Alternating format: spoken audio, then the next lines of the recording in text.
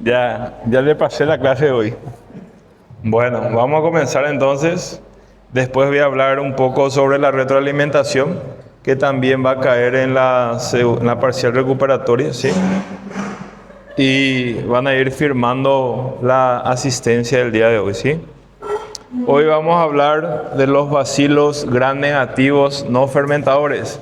Vamos a hablar específicamente del género Pseudomonas o Pseudomonas. Adelantando la información, al ser un gram negativo, esta bacteria tiene ya un tipo de resistencia estructural, ¿sí?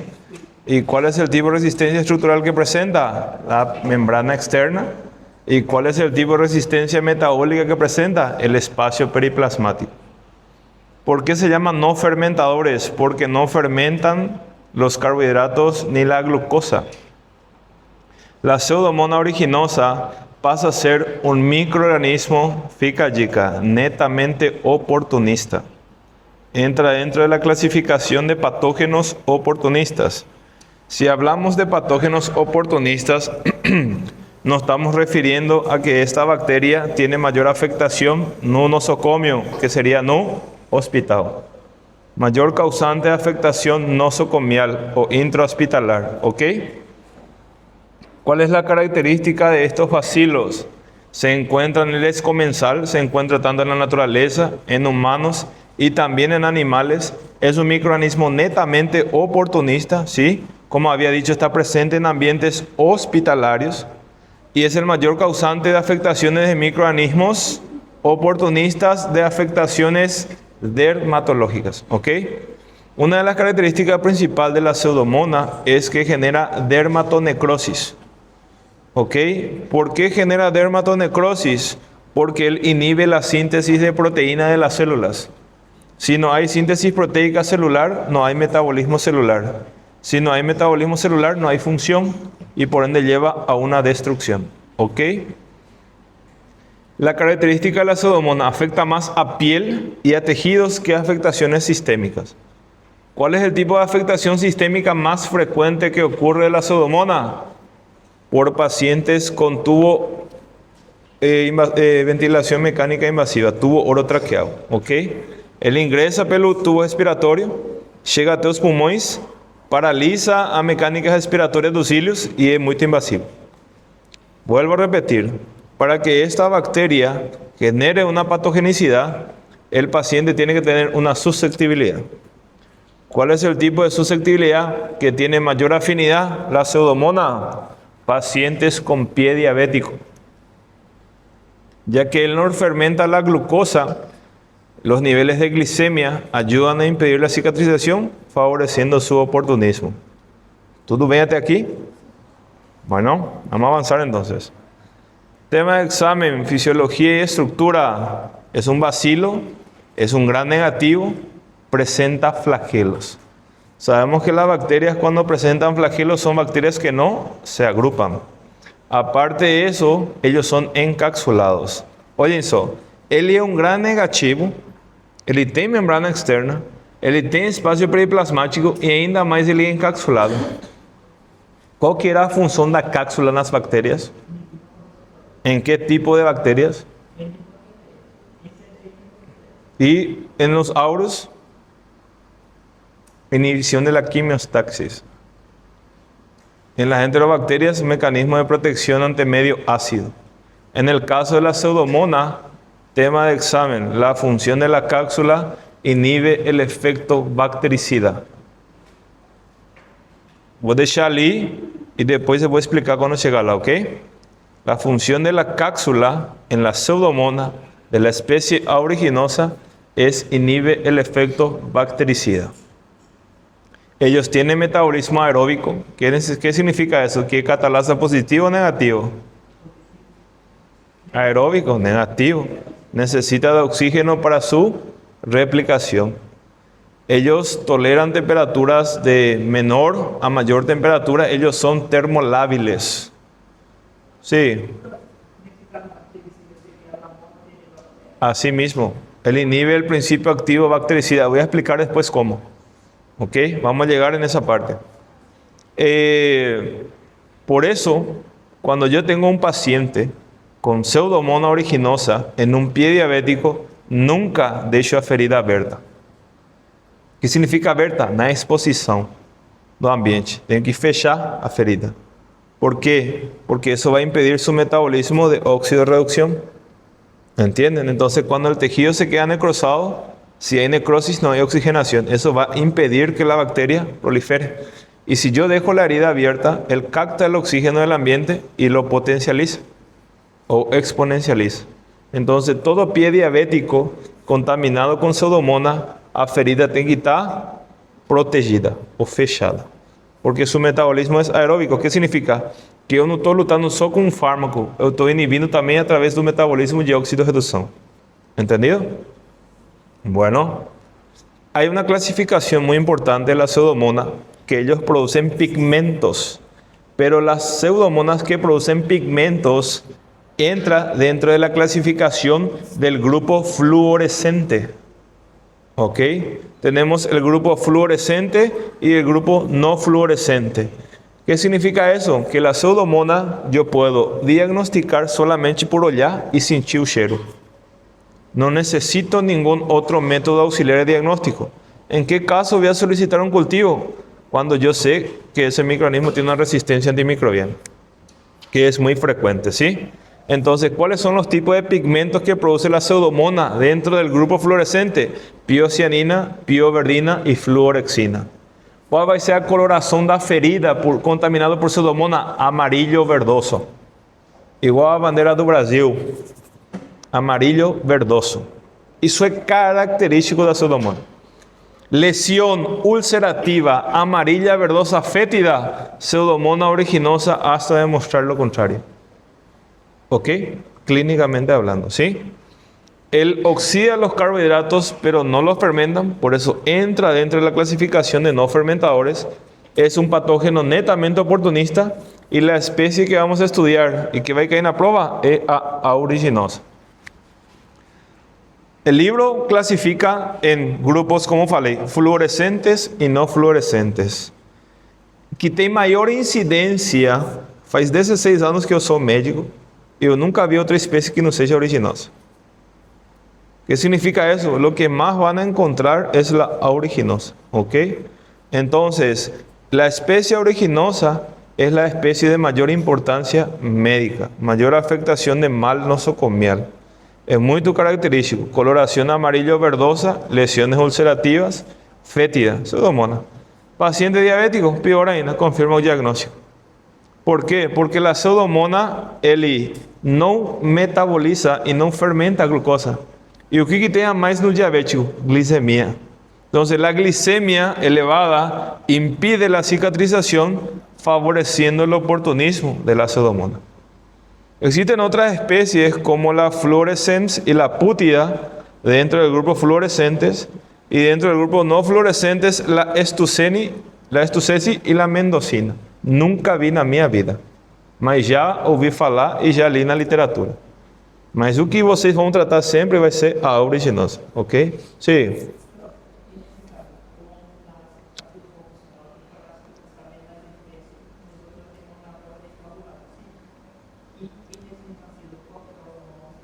Reacciones químicas.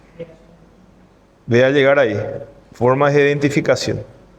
Porque esta bacteria, al ser un patógeno oportunista, es intrahospitalar. Y normalmente, ¿dónde se encuentra? En terapia intensiva. Y el problema de terapia intensiva es que yo no puedo demorar mucho tiempo en identificar el patógeno. Entonces, ¿cuál es la forma más rápida? Viendo su metabolismo. ¿Entendiste? Bueno. Tema de examen, característica de la Pseudomonas aeruginosa. Es un bacilo de forma basilar, es un gran negativo y aparte de eso es móvil porque presenta un flagelo. Tiene metabolismo aeróbico estricto. ¿Qué significa eso? Que necesita de oxígeno para su exponencialización. Él es oxidasa positivo, no fermenta la glucosa y produce pigmentos hidrosolubles. La imagen inferior que ustedes están observando es una placa de Petri, y en esa placa de Petri ustedes observan la coloración amarillo verdosa. Es esa misma coloración que ustedes van a observar en la herida del paciente. O livro fala que o cheiro em uma placa de Petri é igual ao cheiro da uva verde. Eu discordo. A Pseudomonas aeruginosa é um cheiro muito podre e que não consegue associar com nada. E por isso que o dia que vocês tiverem o privilégio, né, de cheirar a Pseudomonas, nunca mais vão esquecer o cheiro. Que é muito forte, é um olor muito fétido, que não se associa a nenhum tipo de olor comum. Então, por isso é característico, ¿sí? Quanto mais fétido ele é, significa que tem maior proliferação do patógeno. Eso es una dica importante, ¿sí? Es el mayor causante de afectación nosocomial, que sería hospitalar. Y esta bacteria, ya que le gusta tejido donde hay humedad y tejidos en descomposición, necesita de condiciones mínimas nutricionales para su exponencialización. ¿Qué significa? Que es una bacteria que se adapta, que no precisa de mucho nutriente y mucho metabolismo. Y su temperatura ideal para favorecer su crecimiento a partir de 36 grados centígrados, ¿sí? 36, 37 grados centígrados comienza a exponencializar. ¿Alguna duda hasta aquí? ¿No? Bueno.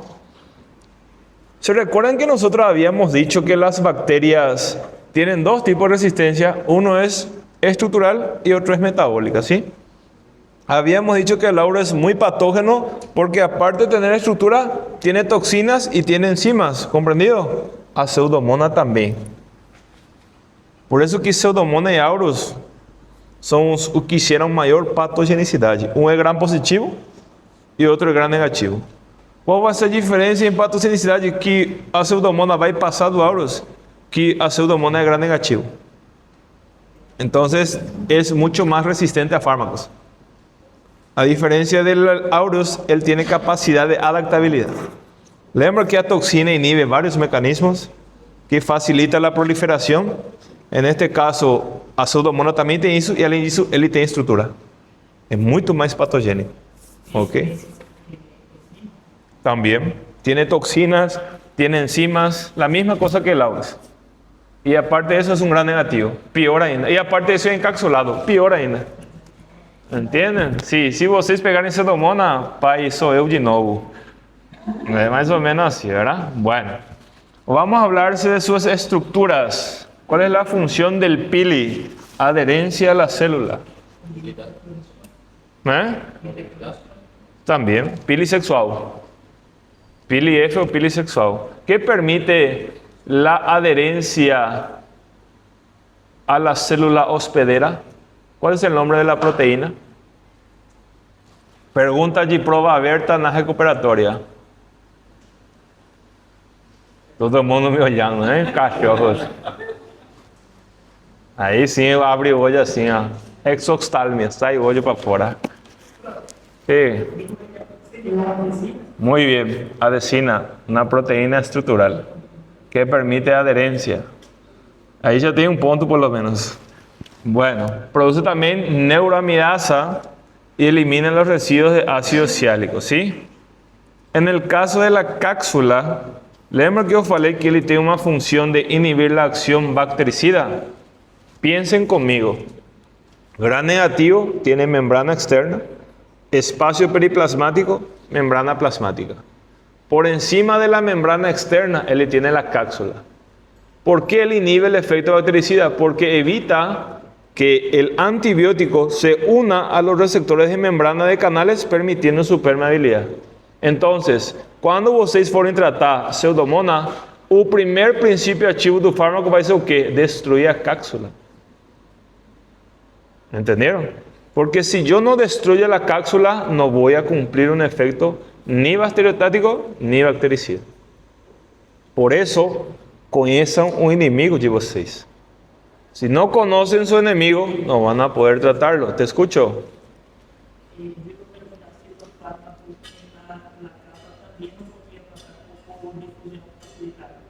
Porque la cápsula impide su difusión.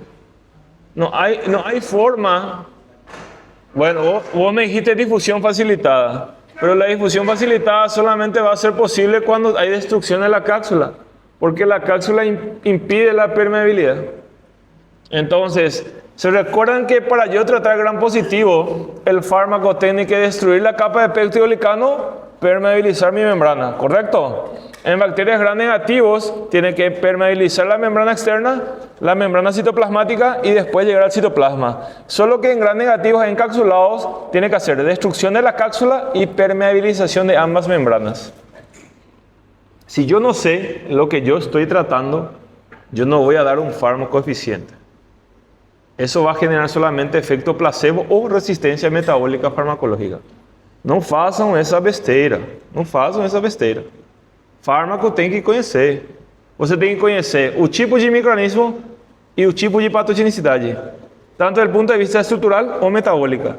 Más aún si tratas microorganismos oportunistas. ¿Por qué? Porque el microorganismo oportunista, além de ele ter estrutura, ele tem metabolismo farmacológico. Ele tem enzimas, ele tem toxinas. Entonces estamos hablando de un patógeno mucho más resistente, que utiliza varias vías de patogenicidad evitando su destrucción. ¿Comprendido? También él suprime la actividad de los neutrófilos y los linfocitos. Todo patógeno oportunista siempre va a evitar la respuesta del sistema inmunológico. Entonces él va a evitar el reclutamiento leucocitario y por ende la activación de los neutrófilos. Por eso que cuando yo tengo una infección bacteriana, en mi hemograma yo voy a observar leucocitosis con neutrofilia. Eso significa que mi paciente está ante un proceso inflamatorio etiológico bacteriano. Infeccioso, lógico, ¿verdad? Bueno, en el caso del lipopolisacárido, él cumple una actividad endotóxica. ¿Qué significa eso? Que por medio de esa estructura, ahí se encuentran las toxinas. Entonces van a liberar sus toxinas para inhibir un mecanismo. Y la mayoría de las funciones de las toxinas de la pseudomonas es inhibir la síntesis proteica celular.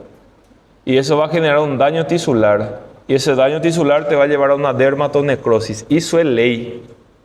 ¿Ok? Y por último, desde el punto de vista estructural, tenemos la piocianina. Ellos producen formas tóxicas del oxígeno y también alteran la función de los cilios. Esto solamente es posible cuando mi paciente tiene una neumonía de base. Entonces, esta bacteria se aprovecha de ese oportunismo, migra por las vías respiratorias y cuando migra por las vías respiratorias, por medio de esa estructura y a través de otra toxina que voy a hablar, él paraliza los cilios. Cuando él paraliza los cilios, ¿qué hace mi sistema respiratorio? No consigue expulsar el patógeno. Por eso, pacientes con afectación respiratoria por pseudomonas no huyera tos. ¿Me entendieron? ¿Por qué? Porque no hay reflejo vagal, no hay expulsión del patógeno. Entonces, ¿você va a esperar una afectación respiratoria sin tos? Sí. ¿Ok? O si no, migra por el tubo orotraqueal. ¿Eso qué le faz? Entonces, claro, paraliza los cilios. Epitelio, episodio retificado, cilíndrico, ciliado con presencia de células. Él es muy lindo. Qué lindo. ¿Entienden? Él es lindo que lasca a todo mundo. Bueno. ¿Entendieron la estructura? ¿Sí? Ahora vamos a hablar de toxinas y enzimas. Un detalle. A partir de la segunda parcial, ustedes se dan cuenta que ya estamos focándonos en microorganismos específicos, ¿sí? Entonces, la forma en que yo voy a preguntar va a ser su mecanismo de acción y su patogenicidad. Hablamos ya de generalidades, ya hablamos de estructura, ya hablamos de metabolismo y no clasificamos la bacteria, ¿sí? Solamente hablamos de gram positivo, ¿ok? Ahora ya va a ser así. Vamos a hablar de un tipo de bacteria y vamos a citar un género específico. ¿Por qué eu estou falando da Pseudomonas aeruginosa? Porque é a coisa que vocês vão tratar com mais frequência. A próxima aula, se a gente não acabar hoje aqui, vai ser enterobacterias. Vamos a hablar de cólera, vamos a hablar de Helicobacter pylori. ¿Entienden? Y así vamos a ir avanzando, ¿ok? ¿Qué significa eso? Que la segunda parcial no es que vai ser más difícil, vai ser más direccionada.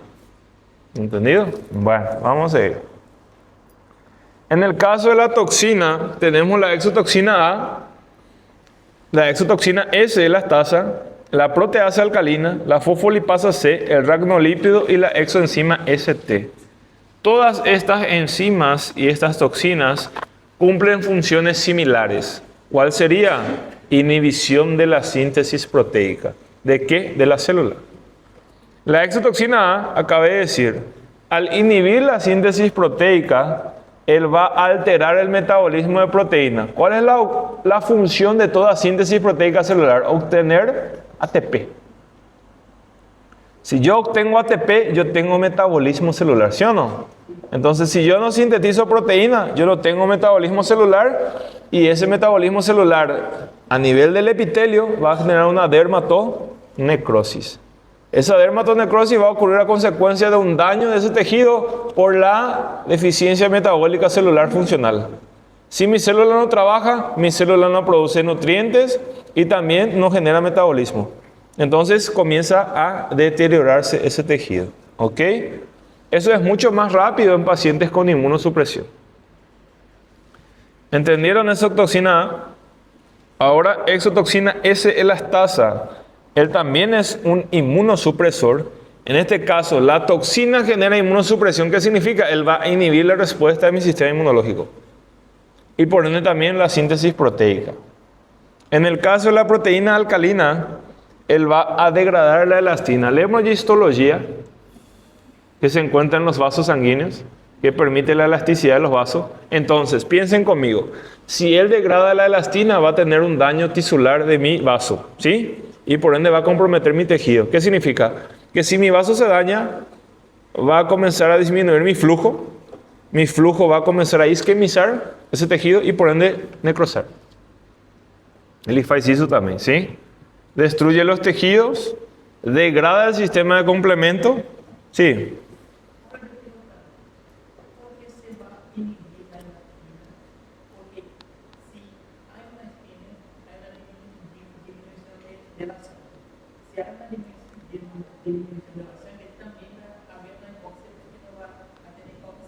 Sí.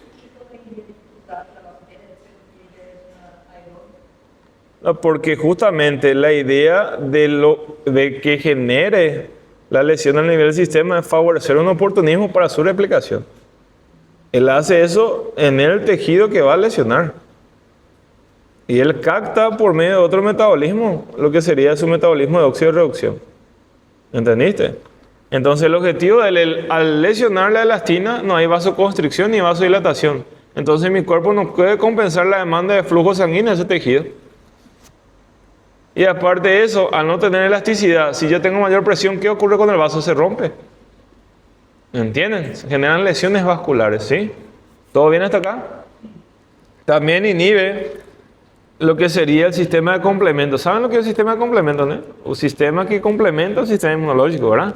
Entonces él degrada el sistema de complemento y en el caso de la fosfolipasa C hay destrucción del tejido y la inactivación de la inmunoglobulina. Ustedes saben hipersensibilidad, ¿no?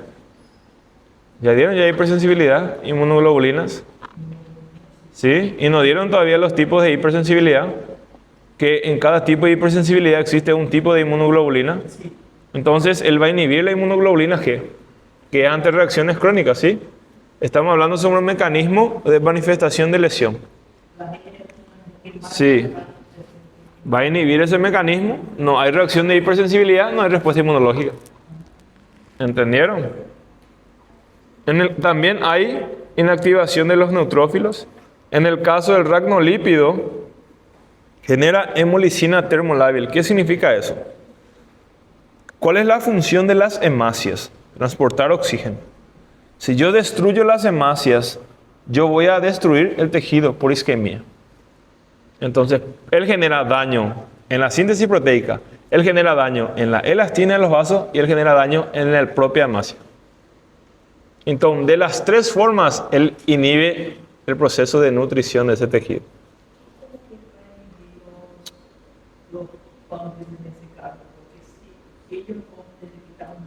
Pero los PAN y los DAN, ellos actúan ante un mecanismo de respuesta inflamatoria. Todo. Entonces no hay activación. Pasa enmascarado. Es como si fuese coagulasa positivo. ¿Entendieron? ¿Sí o no? Bueno. Eso, el ragnolipio en este caso, también degrada los lípidos y las vías de las lectinas. Entonces, comienza con la piel. Por debajo de la piel, tejido celular subcutáneo, tejido adiposo blanco o unilocular. Por medio de sus toxinas lipasa, él va a degradar el lípido infiltrándose mucho más. ¿Ok? También es una hemolicina termoestable, altera los tejidos el ragnolípido inhibe la activación de los cilios. Entonces, no hay también movimiento de los cilios, no hay expulsión del patógeno. O que faz a Pseudomonas? Ele utiliza como se fosse escorrega pelo sistema respiratório de boa até chegar no sistema alveolar capilar. No hay reflejo vagal. En el caso de la exoenzima SIT, él ayuda a facilitar la diseminación y la invasión de los tejidos, generando mucho mayor necrosis. Magica.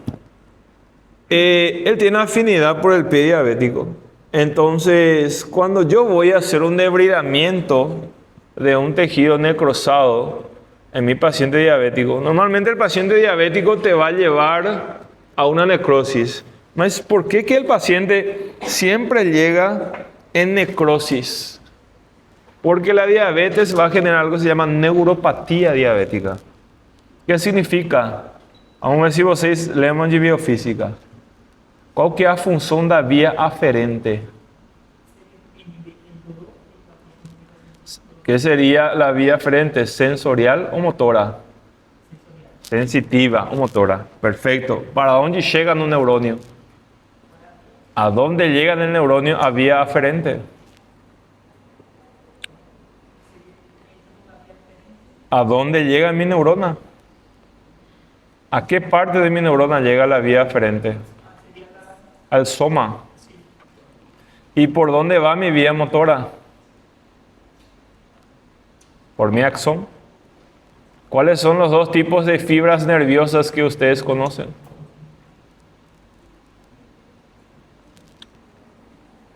Eita.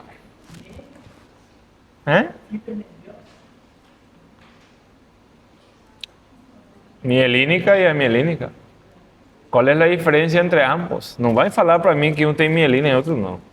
Se até minha sobrinha de 2 anos sabe. Velocidade, sim, mas qual que é o tipo de mecanismo de potencial de ação dos dois?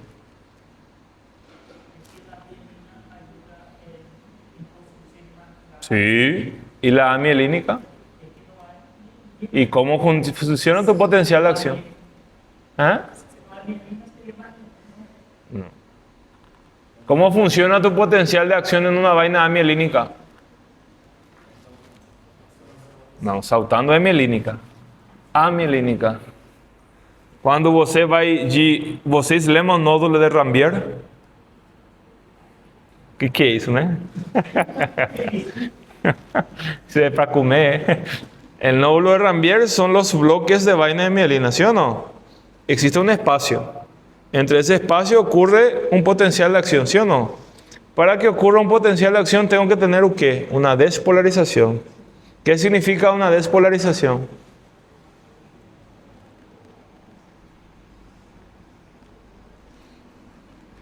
Eu vou perguntar isso. Tem a ver com a matéria? Sim, porque isso que ele vai gerar. Entrada de sodio. Polaridad de mi membrana interna positiva. Repolarización. Salida de potasio. Polaridad de mi membrana externa positiva. Eso es lo que ocurre en una amielínica. Repolarización y despolarización de membrana. Potencial de acción. O se repolariza todo o no se repolariza nada. Entonces, por medio de sus toxinas y enzimas, él inhibe el potencial de acción. Al inhibir el potencial de acción, yo pierdo sensibilidad. El paciente no siente dolor y llega con una necrosis. Por que chega no hospital? Porque ele fala, acho que meu pé está ruim. Eu acho que está, porque tem que amputar. ¿Entienden? En nuestro cuerpo existe algo que se llama umbral del dolor. Si el organismo no consigue tolerar más de 10, el cuerpo bloquea esa parte. Y el paciente queda como si fuese un miembro fantasma. No siente eso, ¿sí? Porque el ser humano tiene un límite de dolor. Y cuando supera ese límite de dolor, el cuerpo bloquea de forma fisiológica, ¿sí? Bueno, vamos a dar un pequeño intervalo y ya volvemos. También podemos encontrar que ya vi casos en soluciones de lente de contacto. Cuando no hay una buena higienización, el lente de contacto se contamina por ahí, la pseudomonas ingresa y consume la córnea. y deja una ceguera, trasplante de córnea, en este caso, ¿sí? Y en este caso, las infecciones por catéteres siempre va a ser intrahospitalar y siempre el error de infección va a ser a consecuencia de la no asepsia en el momento del procedimiento, ¿sí? Es culpa del médico. Si meu interno ou meu residente tiver uma infecção por catéter, ele fica de castigo por 36 horas. Porque o erro é dele. Porque si no hace un campo, va a favorecer el oportunismo. Y el oportunismo va a generar una bacteremia. Una bacteremia va a generar una endocarditis. Y la endocarditis, una valvulopatía. Imagínense la magnitud de la complicación. Entonces, si el médico no hace una buena asepsia, antes de hacer un procedimiento invasivo, el riesgo de contaminación y oportunismo es muy elevado. ¿Ok? Epidemiológicamente es un patógeno netamente oportunista. Desde el punto estructural, desde el punto metabólico, él es un microorganismo muy resistente. Por eso, siempre hizo de ley, cuando você trata un microorganismo oportunista intrahospitalario, ley, cultivo con antibiograma. Pero no vas a esperar un resultado para iniciar un tratamiento. Vas a utilizar un tratamiento de amplio espectro y cuando venga tu resultado vas a ver si ese antibiótico que estás dando a tu paciente es sensible o resistente. Si el antibiótico es resistente, corta ali o esquema, comienza con el nuevo antibiótico. Si el tratamiento que você está dando ya es sensible, você completa el esquema. Así funciona, ¿ok? Él es mayor aislamiento en el hospital y es un motivo de preocupación siempre en el ámbito hospitalar porque estamos hablando de una bacteria multiresistente desde el punto de vista estructural, desde el punto de vista metabólico y de la susceptibilidad de afectación, ¿sí? Es el mayor causante de complicaciones de focos sépticos. Se encuentra tanto en agua, suelo, vegetación. Grifos significa torneras. Y fregadero significa pias o onde você limpa as coisas también, ¿sí? Tema de examen, ¿cuáles son las patologías que causa? Mayor causante de infecciones por heridas o también por quemaduras que se observan en la imagen inferior izquierda de vocês. Isso que vocês estão vendo, o paciente de cúbito dorsal direito, que ele está deitado do lado direito, de forma lateral, es una quemadura con comprometimiento del 80% de su cuerpo. Quemadura de segundo grado. Vocês ven que parece que ele tem uma cueca, né? No, eso es una quemadura con necrosis. Vocês ven a coloración amarillo verdosa. Eso sería la pseudomonas. ¿Ok? Este paciente tiene un riesgo de muy alta contaminación sistémica, de generar un foco séptico. Porque estamos hablando de un comprometimiento mucho mayor, ¿sí? Bueno, vamos a ir. Mayor causante también de foliculitis o acné o pacientes que hacen depilación. Posterior depilación se van a algún lugar donde hay agua contaminada con pseudomonas, ejemplo, piscina, hidromasaje, entre otros, ¿sí?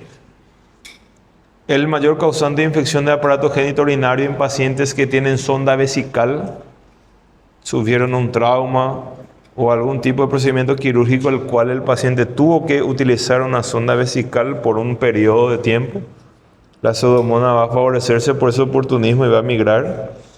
Es el mayor causante de infecciones pulmonares también, pero nunca en un foco primario, siempre en un foco secundario.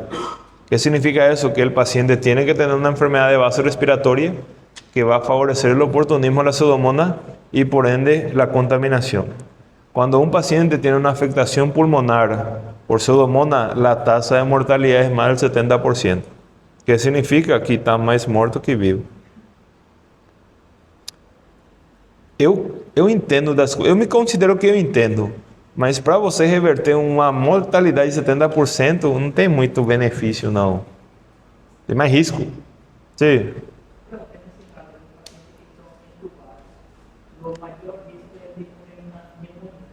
Sí. La neumonía en realidad no va a intubar a un paciente. La complicación de tu neumonía es lo que te va a llevar a una intubación. Y la neumonía complicada va a favorecer el oportunismo de tu pseudomonas intrahospitalaria. Entonces la pseudomonas va a utilizar tu tubo orotraqueal y va a migrar por allí. Así mismo. Llega a los bronquios, en el caso siempre va a ser predominio del pulmón derecho por la anatomía de tus bronquios, que uno es más horizontal y otro más vertical, por la silueta cardíaca. Entonces el comprometimiento mayor siempre va a ser de tu pulmón derecho. Y vos sabés que el pulmón derecho presenta 3 lobulaciones, entonces estamos hablando de una mecánica respiratoria mucho más inestable en afectación, ¿sí? Eso es lo que ocurre. En el caso de la otitis externa leve, es muy frecuente en nadadores. Quem utiliza, não são nadadores, quem utiliza muito piscinas públicas. É muito frequente. Você não sabe o tipo de pessoa que entra ali. Você não sabe se essa água está sendo tratada ou não. E você vai lá e se joga, né? Entende? Balneários. Aqui no Paraguai tem piscinas públicas. Públicas no sentido que é para todo público. Você paga e entra. É como se fosse um parque aquático. É isso, ¿verdad? Bueno. Também é...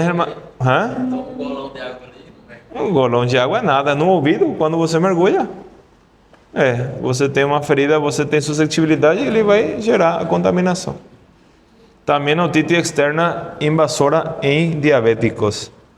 Eu tive um paciente de terceira idade com pé diabético e ele coçava a ferida dele, a unha comprida, e limpava com a unha o ouvido. Então, hacía uma contaminação. O velho gosta da unha ou de chave? ¿Entiendes? Entonces genera una contaminación directa. Y el paciente tuvo, ¿sabe qué fez essa pseudomonas no ouvido dele? Ele lesionou a membrana timpânica 65%. Perdeu a audição do lado direito. Que no junco el estribo não faz a vibração, então não tem sonido. E perdeu. No aparelho não adianta, hay que ter reconstrucción de la membrana timpánica, no se pudo más porque tuvo comprometimiento mayor al 60%. Entonces tuvo pérdida del conducto de lo que sería la audición del lado derecho. Otro también sería infecciones oculares. Siempre va a ser a consecuencia de un traumatismo. Ejemplo de traumatismo por infección ocular. ¿Ya oyeron hablar signo de Guaxiní? ¿Ya? Es una fractura de base de cráneo. Signo del mapache en español. ¿Ok? Entonces eso compromete lo que sería el globo ocular y favorece el oportunismo. Si você estiver no teu platão e chegar um cara com olho roxo e não foi por um soco, tá repreendido, assim, né? É fratura de base de crânio. Lembram ecmoides, esfenoides? Cuidado la silla turca. La lesión neurológica bastante alta, ¿verdad? Bueno. En el caso de una diseminación sistémica por acceso venoso central, mayor causante de bacteremia y endocarditis. Difícil de revertir, é muito difícil. Como sempre falo, a gente é humano, a gente não é Deus, né? Então, só se for um milagre realmente, né? É muito complicado revertir paciente em foco séptico, porque é um paciente muito lascado já na verba popular. Já está muito deteriorado. Então, qualquer coisa ele vai pegar. E quando você vai querer reverter o quadro, ele está muito instável. Então, vai descompensar de vos tu paciente e alguna vez não consegue revertir e morre. Isso é o que ocorre. Por isso sempre digo, se o médico não consegue tratar um foco local e o foco local dele virou sistêmico, é porque o médico não presta. Porque, pensem comigo, se chega para mim no hospital um paciente com foco local, eu sei que ele está suscetível em exposição, sim ou não? Por que eu não faço já uma profilaxia então? A maioria das vezes os médicos pensam assim, ele chegou com foco respiratório, um exemplo, eu trato solamente a bactéria que generou o dano, pero evito o factor ambiental, descarto. Entonces, ¿qué estoy viendo? Estoy viviendo con un paciente con susceptibilidad en un foco de exposición ambiental hospitalar. ¿Eu tengo que hacer profilaxia, sí o no? Eu tengo que hacer. ¿Por qué? Porque el riesgo de oportunismo va a ser mayor. Cuando yo pienso de forma cuadrada, eu esqueço o panorama onde está ocorrendo a situación. Y eso va a favorecer el oportunismo y va a permitir la complicación. ¿Nunca vieron pacientes que pasó de sala común a intensiva y se complicó y murió? Por el oportunismo. Porque solamente trata ese foco, sí.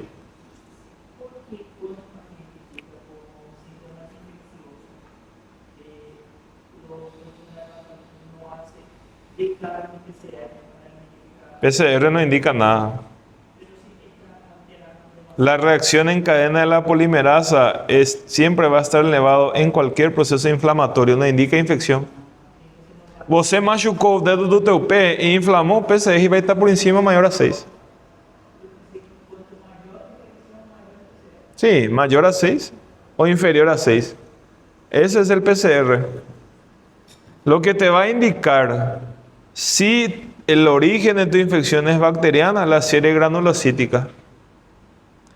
No digas nunca que si vos estás ante una infección de origen bacteriana, você vem falar para mim, doutor, eu tenho um paciente com leucocitose, é bactéria. Eu vou te dar um tapa na tua cara. Por quê? Porque leucocitose me indica processo inflamatório. Lembra o reclutamento leucocitário? Está dando inmuno isso? Adherência, rodación, diapedesis, quimiostaxis, ¿no? No, bueno. Eso es la forma de reclutar un leucocito. Entonces, cuando hay inflamación, hay serie blanca. Leucocito va al sitio de infección o inflamación. ¿Cuál es la función del leucocito? Reclutar agentes granulocíticos o agranulocíticos dependiendo del agente infeccioso.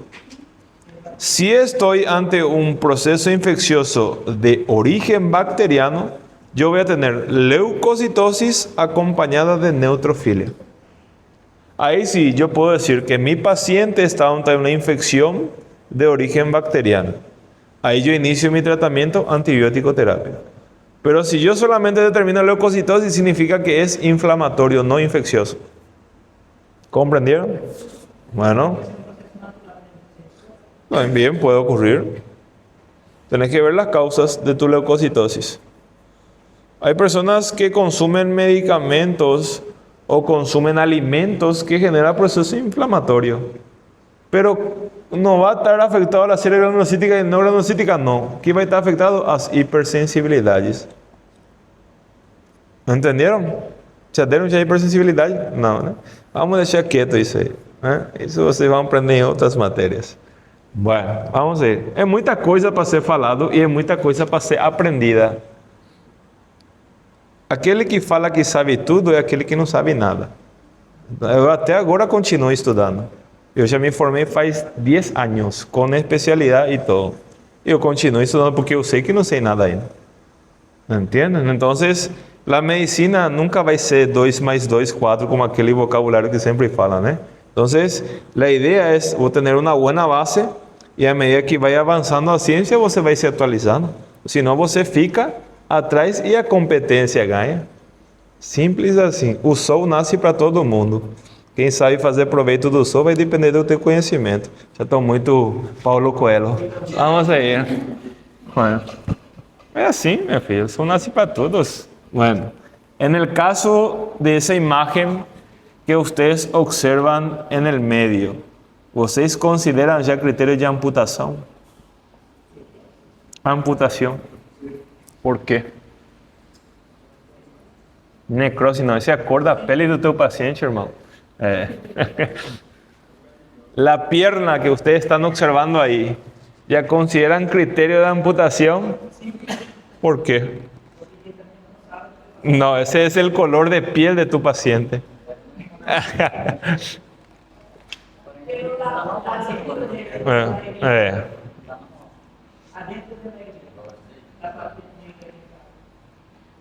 Eso es tejido sano, no es negro. Ya fue debridado el tejido necrosado, por eso que fica essa ferida.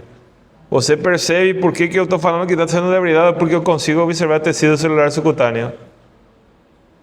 Vocês estão vendo aquelas bolinhas que parecen fístulas, ¿sí o no? Por encima de la ferida.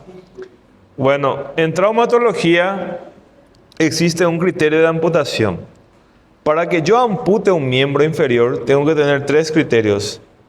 El foco de diseminación, Aparte de eso, tengo que tener un comprometimiento motor y sensitivo. Si cumple los 3 criterios, se amputa. Otro detalle, el traumatólogo, que es buen traumatólogo, él prefiere siempre amputar por debajo del joelho, que es una amputación infracondílea. Existe algo, una medicina que se llama signo da meia. ¿Vocês conhecem aquela meia comprida que utilizam jogadores de basquete?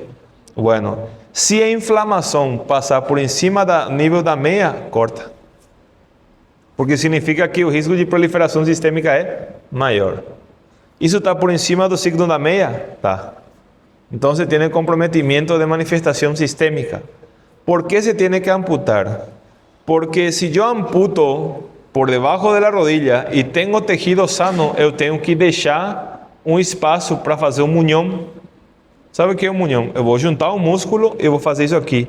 Para quê? Para que minha prótese se encaixe. Se eu não tenho tecido sano para fazer munhão, a amputação é por cima do joelho. Qual que é a diferença em amputar por debaixo e por cima? O custo da prótese. Por debaixo do joelho, atualmente no Brasil, uma prótese infracondílea, R$50 mil. Por encima do joelho, R$153 mil, o mais barato que eu encontrei. É de alumínio, não é de titânio. Já cheguei a ver próteses que utilizam os paraplégicos olímpicos, R$500 mil. ¿Entienden? Estamos hablando de fibra de carbono y de titanio ya. ¿Qué es lo que estoy queriendo decir con eso? Riesgo-beneficio. Y para yo amputar esto, un detalle muy importante. Eu faço muito debridamento porque é minha área de cirurgia, entonces siempre llega para mí, ¿no? Cuando yo voy a hacer un debridamiento, ¿cuál es el objetivo de tirar tejido necrosado? Es debridar hasta sangrar. ¿Por qué? Porque cuando hay sangre hay tejido vivo. Solo que el problema en los diabéticos con pseudomonas es lo siguiente. Si yo debrido ese tejido hasta encontrar tejido sano, ¿qué es lo que va a ocurrir? La pseudomona se va a aprovechar de ese oportunismo porque los niveles de glicemia en sangre van a impedir la cicatrización. Entonces, ¿qué yo tengo que hacer? Reducir los niveles de glicemia de mi paciente y utilizar un antibiótico profiláctico evitando el oportunismo. Se você não fazer profilaxia antes de fazer procedimento, esqueça, vai piorar. E assim começa o diabético, começa com o dedão, amputa. Pé, amputa. Pierna, amputa. E assim vai subindo. Assim é o calvário de todo paciente diabético. Começa assim, interdigitações no dedo, depois termina assim, como está ali no meio. Hasta complicar mais a situação, ¿sí? En el caso del oído, esa consecuencia de una otitis externa, especialmente en pacientes diabéticos, mayor causante de sepsis, infecciones a través de heridas, especialmente en pacientes que sufrieron ese tipo de quemadura. En el caso de las erupciones pustulosas, yo tuve un paciente, vou contar um caso, um babado que vocês falam, né? Um paciente abogado desconhecia ser diabético. Se o paciente não pega no hospital, onde ele vai pegar? Onde tem hidromassagem, onde tem jacuzzi? Onde? No interior? É, no interior. Lógico. E não foi com a mulher.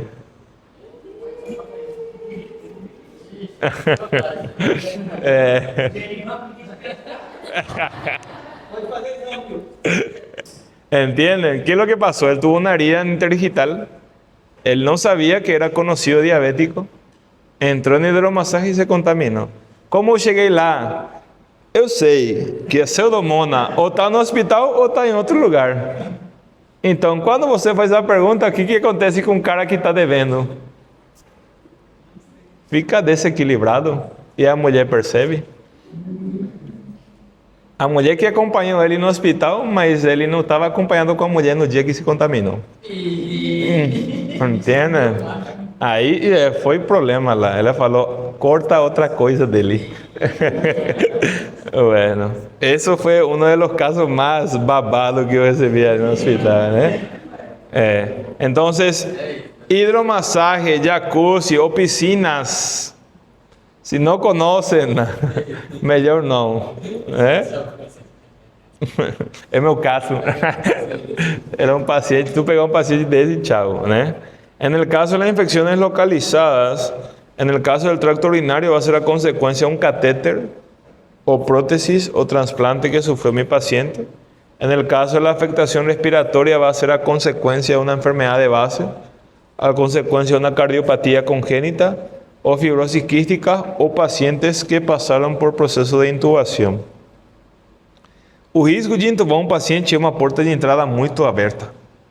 Por isso que quando um paciente está intubado, a intubação não tem que superar os 15 dias. Depois dos 15 dias você vai fazer a extração do tubo e vai fazer uma traqueostomia. Pior ainda. O risco de contaminação muito mais alto. Mas por que, professor, você tira o tubo e faz uma traqueostomia? Porque o problema é o comprometimento das cuerdas vocales. Quando as cuerdas vocales entram em atrito constante com o tubo, inflama e irrita e pode perder até a voz por lesão. Por isso, um paciente, quando é extubado, se ele fica ronco, se preocupa. E se a ronquidão persiste, significa que a lesão foi irreversível. ¿Entienden? Vocês sabem que as fibras de las cuerdas vocales tienen una fibra neuromuscular para cada fibra. Por eso las cuerdas vocales generan vibración y emiten la voz. Porque cuanto más inervación, más potencial ya son y más contracción. Eso no se aplica al dorsal ancho, por eso que pasa a ser un músculo torpe. Lembra disso de biofísica, né? Não, né? Por isso que ninguém consegue ficar sentado assim. ¿Por qué? Porque el dorsal ancho recibe solamente una fibra neuromuscular para inervar a varios fascículos. Entonces, cuanto menos impulso neuromuscular tengo para comprometer más músculos, o músculo pasa a ser más débil y más torpe. Por eso que a gente ficar nessa postura muito tempo vai doer as costas. Que merda. Bueno, cada um com seus quadrados. Vamos a ir. En el caso de las infecciones localizadas, genera afectación del tracto gastrointestinal y genera algo que se llama enterocolitis necrosante. O que você está vendo aí é o intestino de um neonato necrosado. Você faz uma ressecção do intestino. Quando é uma lei isso aí, que eu faço cirurgia de cólon também, o intestino. Quando o intestino está inflamado, nunca na vida você vai juntar a proximal com a distal. Porque quando você fazer uma sutura, o processo inflamatório vai fazer o quê? Recrutamento leucocitário. E por ende também recrutamento de microorganismos oportunistas. Então vai impedir tu cicatrização. Então a ideia é que quando você haces uma ostomia, sabe o que é isso? Tirar e abocar e fazer uma bolsa de colostomia é justamente disminuir a inflamação, favorecer a cicatrização e posteriormente união del muñón. Eso es lo que se hace. Entonces el paciente se va a quedar con una bolsa de colostomía temporariamente. Pero ¿en qué caso el paciente se va a quedar con una bolsa de colostomía para siempre? Dependiendo del comprometimiento del intestino a ser seccionado. En intestino delgado yo consigo sacar hasta 2,5 metros. En intestino grueso menos que 40 centímetros. Porque el marco colónico es 1,5 metros nada más. ¿Y qué es lo que más yo consigo seccionar? El sigma. Porque el resto cumple otras funciones de absorción y almacenamiento. Entonces, si una persona secciona mucho más que esa cantidad, lastimosamente la persona va a pasar a vivir con una bolsa colostómica. Eso va a depender del comprometimiento de necrosis que presenta, ¿sí? Bueno, yo tengo un amigo, oye, soy karma, él es gastroenterólogo y él tiene una bolsa de colostomía. Para tú ver, ¿eh? Tengo un amigo que es urólogo y pegó cáncer de próstata. Él es médico urologista y pegó, ¿no? Para tú ver cómo funciona la vida, ¿no? Bueno, en el caso del sistema nervioso central, es a consecuencia de comprometimiento de las meninges, generando una meningitis, un acceso cerebral a consecuencia de un trauma. Puede ser también un comprometimiento de un paciente que sufrió una cirugía de cabeza o cuello. Ustedes están observando la siguiente imagen del cráneo, del cerebro. Eso antiguamente se hacía así. Eso se llama cranectomía total. Você corta a calota y tira. Hoy en día você utiliza a maquita. como se fosse uma furadeira. Ele faz minimamente invasivo, ele faz só buracos pequenos. Porque olha só aqui, você tirar totalmente a calota, você está expondo o cérebro. Então o risco de oportunismo e contaminação é muito alto. Sí.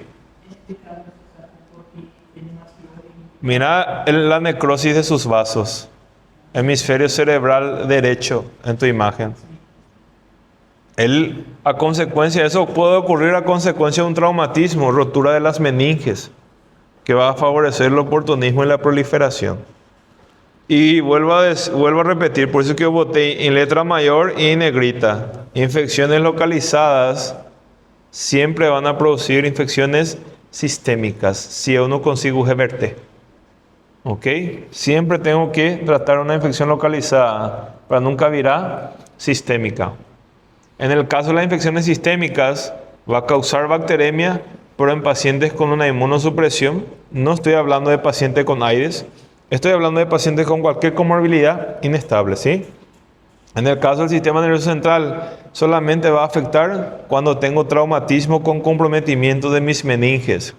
Eso es muy fácil aquí en Paraguay de conseguir. Sábado, domingo pela tarde, corrida clandestina. Sem capacete, pega a BR, ele aposta Coca-Cola ou cerveja. Eles deitam na moto e trocam a marcha com a mão. Aí perde o equilíbrio, leva a cabeça direto no asfalto, o traumatismo no crânio. O que menos vai quebrar, o que menos vai comprometer a meninge, o resto está tudo lascado, né? Então, risco de oportunismo por pseudomonas aqui em politraumatismo, muito. É isso que estou querendo chegar, né? Y siempre cuando hablamos de afectación respiratoria va a ser a consecuencia de una neumonía.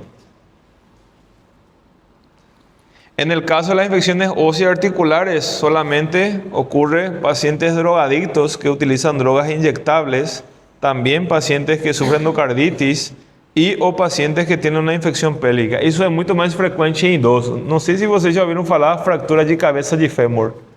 Isso é lei em terceira idade. E onde? No banheiro. Cai de lado, fractura de cabeza de fémur. ¿Por qué? Esponjoso con sólido, la unión entre la epífisis y la diáfisis. Puff, fractura en el ojal. ¿Y qué hace esa bacteria? Migrale. Por eso oportunismo. Entonces, paciente encamado, paciente con riesgo de escaras de decúbito. Escara, ferida, favorece el oportunismo de este microorganismo, ¿sí? Y en el caso de las infecciones de la piel, va a comenzar con una primera imagen inferior izquierda y después va a migrar con esa imagen do meio, que é a necrose já. Aí já tem que debridar. Eu prefiro 1000 vezes que o paciente tenha uma lesão onde não tem pliegues. Porque onde tem pliegues, sabe o que é pliegues? Vai ter atrito. Pior ainda, e umidade. Então vai demorar muito mais a cicatrização. Ok? Então, pacientes diabéticos com lesões interdigitais sempre vai acabar em uma amputação. Ok? Vocês estão vendo imagens. Entendido? E esta é uma paciente que vocês estão vendo a dermatonecrosis em todo o peito dela e o abdômen. Vocês estão observando que ele tem uma incisão. Estão vendo os pontos aí? Supra-umbilical. Ela tinha uma peritonite secundária, que vocês estão vendo ali uma sonda, uma drenagem. Então, vocês estão vendo todo o comprometimento da pele por el oportunismo da pseudomonas. Ela ficava nua porque não conseguia botar nada de tanto que doía, né? Neste caso não tem comprometimento neurológico aún, ¿sí? Porque estamos hablando de una herida en proceso inflamatorio agudo. ¿Cómo yo voy a cultivar la pseudomonas agar sangre y agar McConkey? El agar sangre, pregunto, y el agar McConkey entra dentro de qué clasificación de medios de cultivo según su utilización. ¿Eh? No, eso es estado físico. ¿Cuáles son los medios de cultivo según su utilización? Comunes, inhibitorios, selectivos, diferencial y de transporte. ¿Dieron eso, sí o no? Bueno, obrigado por la información. El agar sangre y el agar McConkey sirve para o quê? Qual que é a função do agar sangre? Vocês fizeram já agar sangre? E qual que é a função então? O quê? No, ¿cuál es el mecanismo del agar sangre? Sirve para identificar microorganismos alfa, beta y gamma hemólisis. ¿Qué significa hemólisis alfa? Hemólisis parcial. ¿Qué significa hemólisis beta? Hemólisis total. ¿Qué significa hemólisis gamma? No genera hemólisis. Entonces, el agar sangre entra dentro de qué medio de cultivo de diferenciación. ¿Es serio que ustedes no dieron eso? Bueno, el agar McConkey también es un agar que entra dentro de la clasificación de diferenciación. El agar McConkey, ele muda de cor. Que eu consigo macroscopicamente ver uma reação química. Se for McConkey positivo, significa que esse microorganismo é beta-lactamasa positiva. Se for McConkey negativo, significa que essa bactéria é beta-lactamasa negativa. O que significa? Que Staphylococcus aureus eu posso utilizar em agar McConkey. Por quê? Porque ele é beta-lactamasa. E qual que é o objetivo do beta-lactamasa? Eu ver se essa bactéria consigue ou não metabolizar beta-lactâmico. Se conseguir metabolizar, eu dou fármaco beta-lactâmico? Não. ¿Entendieron? Y siempre, Pseudomonas, aparte de cultivar, antibiograma, imagen inferior derecha. Es una placa de Petri. ¿Están viendo esos pontos brancos? Esos son discos de antibiograma. Vocês estão vendo que alguns pontos brancos têm espaço e outros não? Que tem espaço, sensível. Que não tem espaço, resistente. ¿Qué significa? Que cuando você mandar uma muestra para o laboratório e solicitar antibiograma, isso que vai ser feito. Maior espaço, você vai pegar uma régua, vocês vão fazer isso na prática, vão pegar uma régua milimetrada, vão medir desde o ponto branco até o espaço onde está delimitado. Vocês estão vendo que nesse espaço não tem crescimento bacteriano. Que significa que a bactéria não consegue gerar o antibiótico porque é sensível. Y vieron ese punto blanco lá encima que no tiene espacio, significa que ese antibiótico es resistente. ¿Qué significa? Que la bacteria no hace efecto para la bacteria. Tem algumas veces que ese punto blanco vira oscuro. ¿Por qué? Porque ele metaboliza el fármaco. ¿Entienden? Entonces, siempre cuando hablamos de microorganismos oportunistas, tenemos que llevar en cuenta eso. Sí. ¿Vieron? ¿No se recuerdan entonces? Y no buscaste. Ahora sí vas a buscar. Bueno, aquí les presento el agar McConkey, imagen inferior izquierda, llevo 6. Ele muda de cor. Então ele vai gerar uma reação química por meio da enzima beta-lactamasa, ok? Quando hablamos de Pseudomonas fluorescente, ele vai mudar a amarillo verdoso. Agar sangre, alfa, beta, gamma hemólisis. Só que lembra que eu falei para vocês que o cultivo demora muito tempo em sair? E eu posso utilizar o tubo de ensaio. O que vocês estão vendo ali, esse tubo de ensaio, é uma reação química ante o grupo fluorescente. Se ele troca de cor amarillo verdoso, significa que estou entre a espécie aeruginosa. Isso me orienta a tratar? Sim. Mas que coisa? Um antibiótico de primeira eleição para esse patógeno. E eu vou solicitar sempre o antibiograma. Então, eu vou fazer já uma profilaxia antes de esperar o resultado. Quando o resultado vier se esse antibiótico que eu estou dando é sensível ou resistente. Sensível, completo. Resistente, troco. Assim funciona, assim.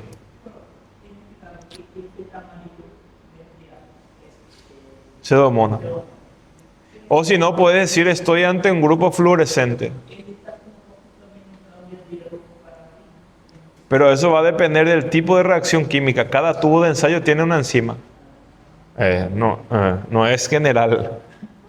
Y para terminar la clase, la forma de transmisión, naturaleza, agua o plantas animales, uso de solución de lente de contactos, dispositivos médicos como catéteres, piscinas públicas, hidromasaje y jacuzzi de procedencia dudosa. Y teniendo la capacidad de generar patogenicidad de afectación respiratoria y también dermatológica, ¿sí? ¿Comprendieron la clase de hoy? ¿Qué va a caer en el examen recuperatorio? Lágrimas. Van a estudiar estructura y función, metabolismo de la bacteria y características de los gram positivos Foccino aureus. de forma diferencial. ¿Ok? Chau, chau.